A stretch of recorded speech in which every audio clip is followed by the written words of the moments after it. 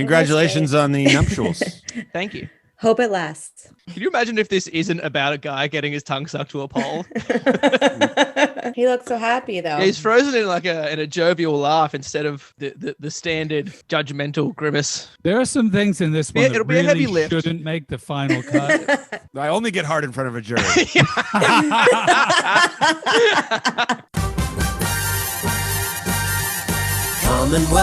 Commonwealth, the former empire, now Commonwealth. Is it relevant? Probably not. But why not give this part a shot? Stay tuned. Here comes Uncommonwealth, the podcast.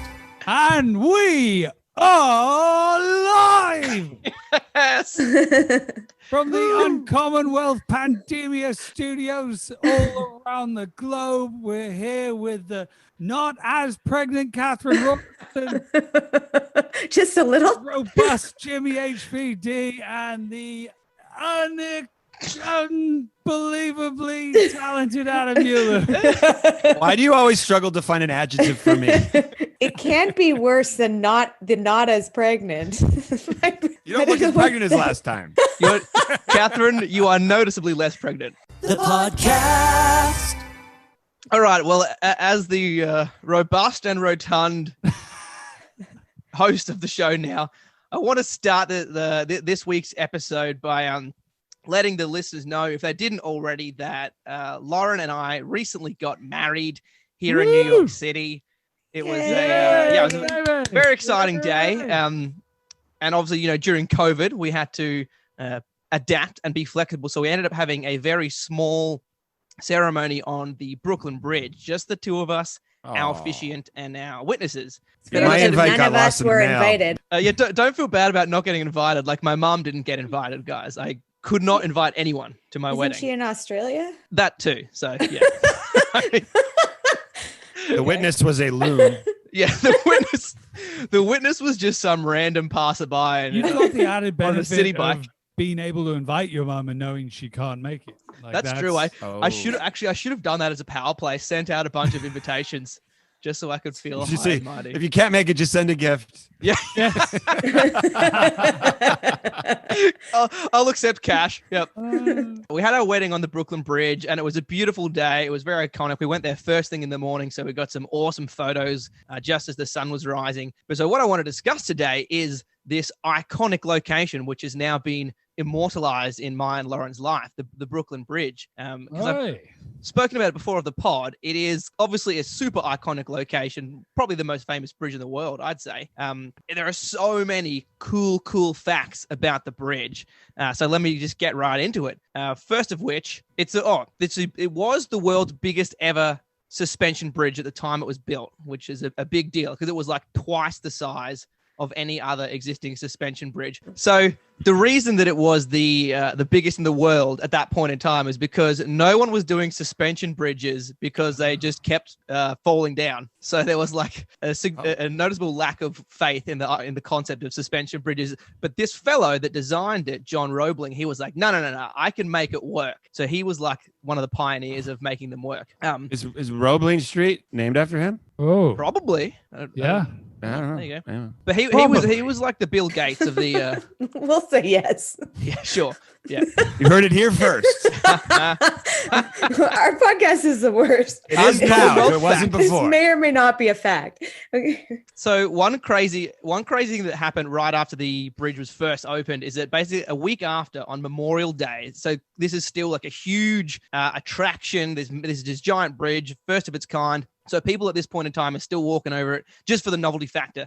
So this is a week after it was opened. There's like 20,000 people on the bridge. A woman got her heel stuck in one of the, what do you call them? The plats, the wooden, they got her heel stuck in the floor. And she kind of started freaking out. But people around her thought she was freaking out because the bridge was collapsing. So it created like a panic and a riot. It was this mass riot. And I think 15 people ended up being stampeded to death, unfortunately. What? Women in to death? To Were death. they all men on their knees proposing? That was a bad time to have a wedding. I thought it was built to get bodies off of Manhattan, like for dead people, because that's what that was part of it. I mean, it was also just built for commuter access to and from Brooklyn and New York. And at that point in time, Brooklyn wasn't part of New York City. I hadn't realized that. It was actually a separate town. So how did people get across? Just with ferries or something? Yeah. So are suspension bridges meant so that they can bridges can go further? Is that a dumb question? It probably is a dumb question, but I actually don't know the answer. I think it's easier to build it over a longer body of water. Yeah, is that why they were invented? That's a big thing. It's over water. And so Katherine, thanks for letting me get back to my suspension bridge facts. This bridge, Brooklyn Bridge, has 4 cables. Each of them are 3,500 feet long. That's over 1,000 meters. And the cables themselves are over 15.5 inches thick. So 40 centimeters thick. Whoa. Okay, you guys aren't impressed by the length or girth of that, like I thought you would be. That doesn't feel like enough. That's massive. Anything in centimeters just feels short. Yeah. How many meters is that? How many centimeters?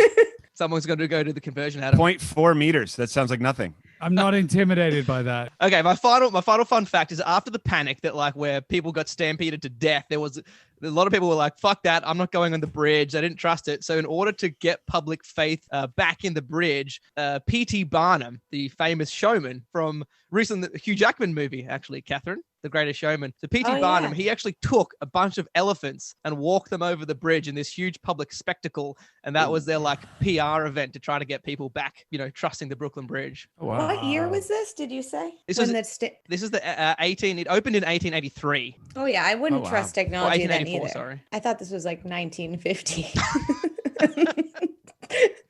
I got married at the Brooklyn Bridge. It's an awesome place. If you haven't ever visited it, come to the bridge for the wires, which are sufficiently thick. They are. You were insufficiently impressed by the thickness. Uncommonwealth. Are you all aware that in the winter, when it's cold out and you're outside, you're not supposed to lick metal? Yes. Do you remember that as a Dumb kid? and Dumber. I've seen A Christmas Story. Okay. I've seen Dumb and Dumber. Okay. That's right. That's the only way I know that. I remember they always used to tell in grade school, they would just tell us again and again in the winter, like at recess, when you go outside, don't lick the fence or any metal. No, I'm like Katherine. Everything Would you I know, be doing I that learned from normally? Jim Carrey. So do you know why? So I just want to explain how that works. Okay. So here's what happens is the higher the conductivity of something, the faster heat moves. So like a metal pole exposed to freezing temperatures will quickly steal heat away from your tongue faster than the heat can come to the tongue's rescue. And the result is that your saliva freezes solid in all the little nooks and crannies of your tongue and you're stuck to the pole. Okay. Wow, so that's cool. Here is the recent news out of Canada this week. Can you imagine if this isn't about a guy getting his tongue sucked to a pole? Okay, just get ready. Canadian officials warn drivers not to let moose lick their cars. Oh my God. That's because they can get stuck. Actually, that's not the reason. That was just fun.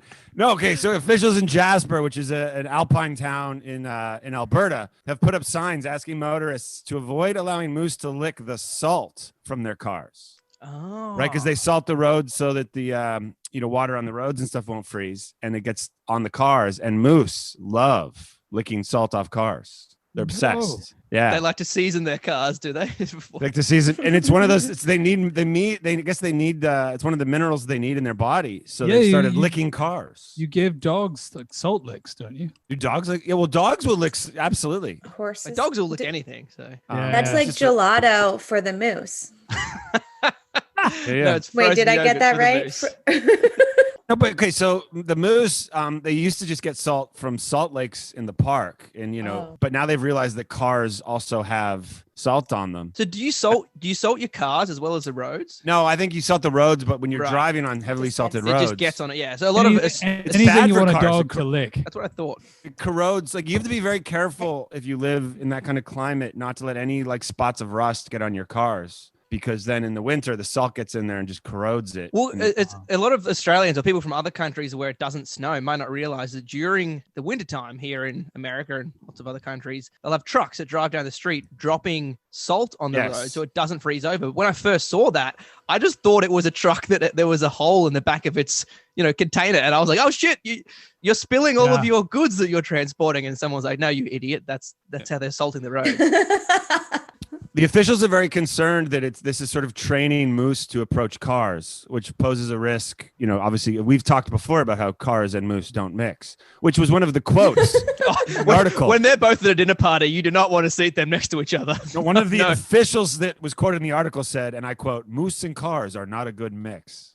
I thought that was hysterical. What are you meant to do though if there's a moose coming up to lick your car? Well, they told you that, Jimmy. They tell you moose. that in the article. The best way to stop a moose from coming close to your car is simply driving away when you see them approaching. You'd think that'd be common sense. That makes sense. They also tell you to stay inside your car and not to avoid interactions with the moose. Well, that's what I was thinking. Because if you're, say, stopped at a traffic light, or if you're parked, waiting for someone that you're picking up, you can't just. You're not going to get out of the car and say, hey, don't lick my car. Yes, that's a very good point. The thing that struck me about this article. I think we're all agreeing.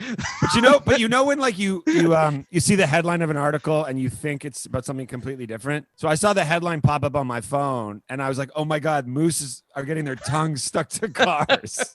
And the image of that was just so funny. And then I was like, it's just salt. It's just salt. Adam, is your Google alert set up for Canada news or for moose news? Or are they the same thing? Or mongoose. It's the Venn diagram of Canada, moose, and mongoose. You got 3 separate alerts that went off. That's crazy. Have you ever, because you can get have you ever like had your tongue, I don't know, were you a kid growing up in Canada and you did that? Is that a common thing? They said it so much. Like I was more scared of that than drugs. Adam's never licked a polar, but he's a heroin addict, so I don't know. They didn't all have over to it. warn me. I don't remember. It's so funny. Like that's warned. clearly never something I had to. Do the girls there was a in risk Canada as a kid for me, but gravitate towards Your kids dangerous young men that lick bad boys that lick cold stuff? The podcast. Like the skeptic I am, and I researched divorce rates around the world. It's the flip side of marriage. You have to be prepared. Some marriages end in divorce. That's what I've been telling Jimmy. Or not my Jimmy. you, Jimmy. On my wedding day, everyone was sending me congratulations messages and Katherine was sending me divorce statistics. I think it's important to be aware of. All right. So the divorce rates, it starts with a little quiz. Everyone gets to guess, what country do you think in the world has the highest divorce rate? Oh, that's a good one. And I will give you a hint. It is a Commonwealth country. Whoa. England, yeah. Australia. This is going to come as a shock. The Maldives. No. What? No. How is that Really? possible? I swear to God, I couldn't believe it. I was like, that's an amazing fact. So Maldives, the place where people go to honeymoon, has the highest divorce rate as of 2019 in the world. No way. All the divorces were within the first 2 weeks. Is it honeymooners that just call it quits? It's not. It's people who live there. Because to count, it's all by what do you call the thing where they send it out and you fill it in? The license? Census. The old male questionnaire-aroo. Here goes the segment down. So the divorce rate in the Maldives is 10%, and that is higher. Like to give you some context, I thought it was like 50% in the U.S. Sorry, I thought it was above 50. No, wait, hang on. Divorce rate? I think maybe 10% stay married. That I must think be it's it. above 50. No. Wait. Did I say 10%? I meant 10. Also depends on the age Okay, that you get that's married. not a percentage. That's the rate. 10 people have gotten divorced. I'm so bad at math. 10.97 divorces per year per 1,000 inhabitants. Oh, Per capita. so it's a per capita thing. Yeah. Okay. Yeah. This I don't is a weird understand stat what that you're means. getting from that life questionnaire that they It's mail in out, the Guinness Katherine. Book of World Records that the Maldives has the highest divorce rate in the world. So it's Great not. that's one of the records they track.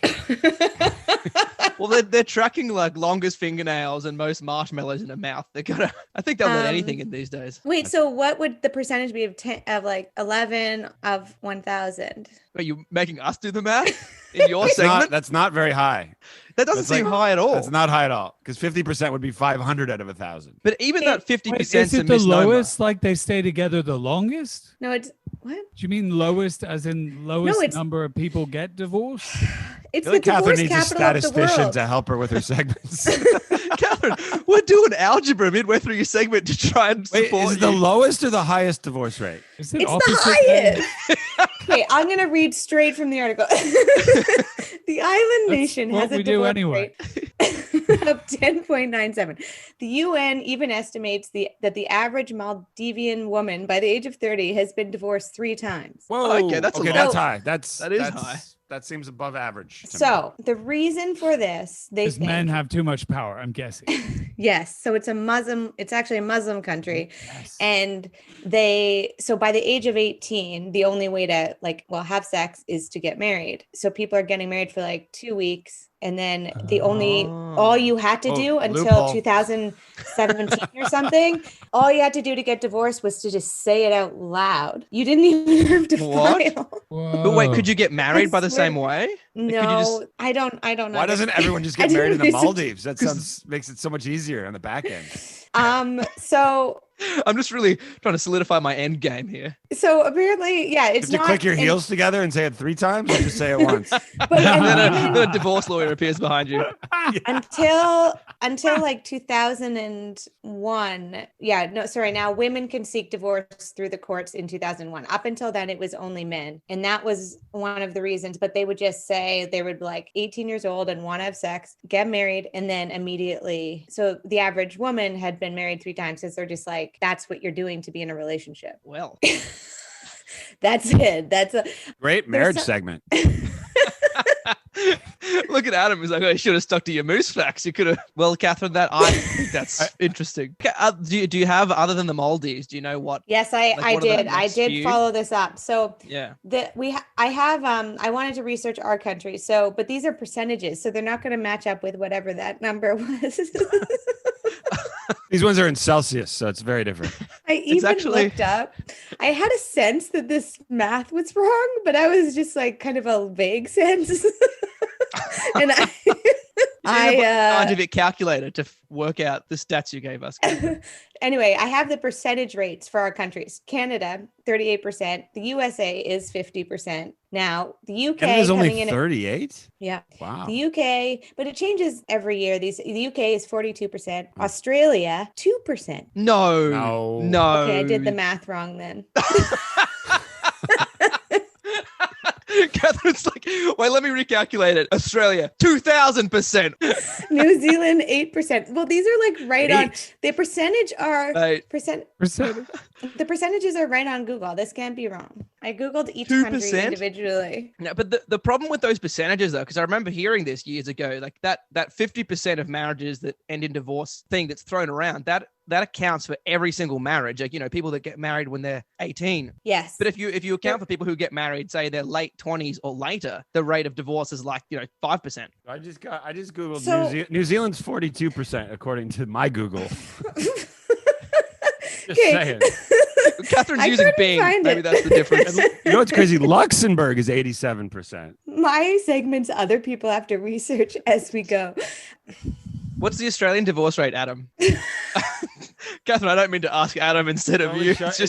Australia's 38 according to Unified Lawyers, and I feel like they'd probably be all over this. But the thing is that the divorce rate is hard to calculate because you're not talking about the same number of years in a marriage. And everything I read was like made it really complicated to understand, I swear.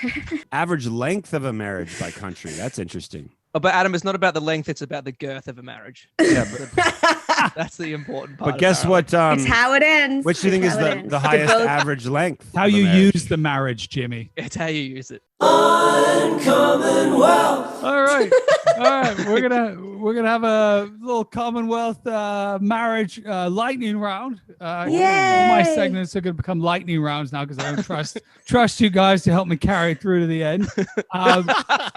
In British Columbia, a judge has annulled a marriage because the husband couldn't maintain an erection. Seems reasonable. No, I tried that. They won't annul it. Because you can since the beginning of marriages, if you can prove that marital intimacy is not taking place, you've been able to get out of marriages. But a long time ago in 17th century Spain and France, you actually had to prove it in front of a jury.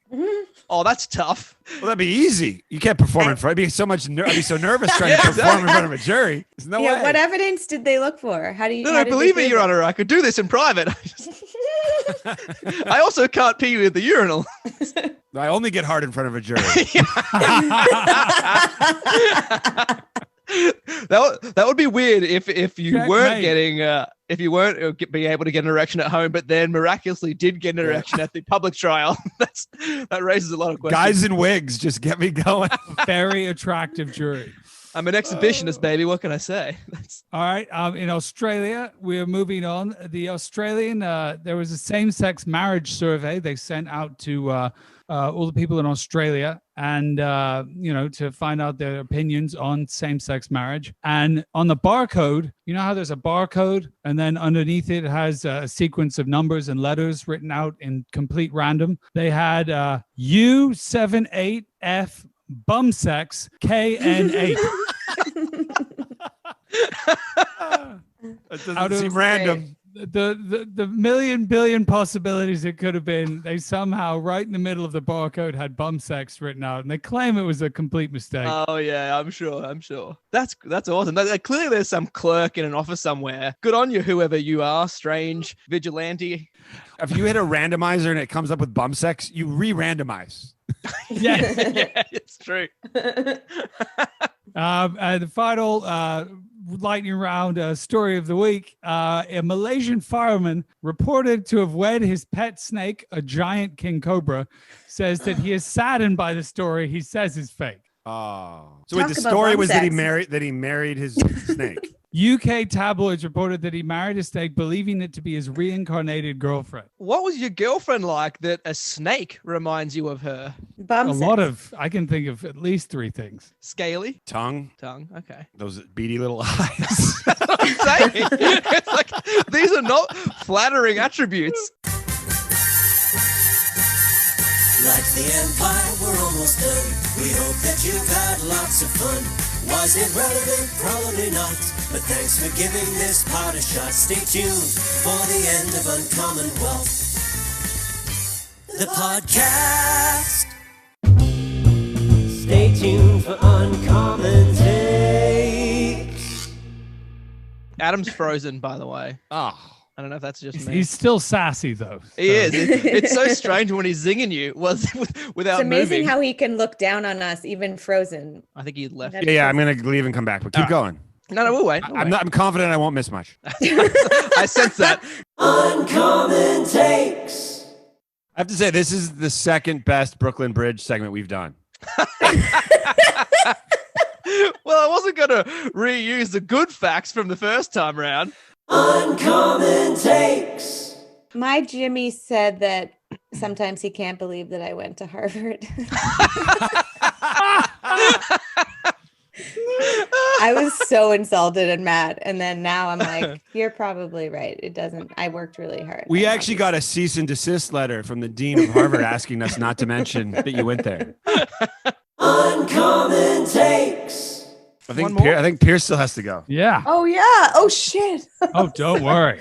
Don't worry. I thought that was the end. Can I still go? Yes. Can you imagine? Uncommon Takes. I mean, that wall behind you makes it look like you're in a prison. All right. Sorry, Jamie. I didn't mean to insult your wool there. Oh, I didn't feel insulted at all. Exposed brick. It's not just exposed brick around this apartment these days. Exposed dick. Uncommon Takes. So I'm doing the intro. Correct. What? But take your time. Well, no one looked ready, to be honest. No. Is everyone- No one was ready. Are we good? All right. Are we good? I ready to go? And we are live. Uncommon Wealth, the podcast.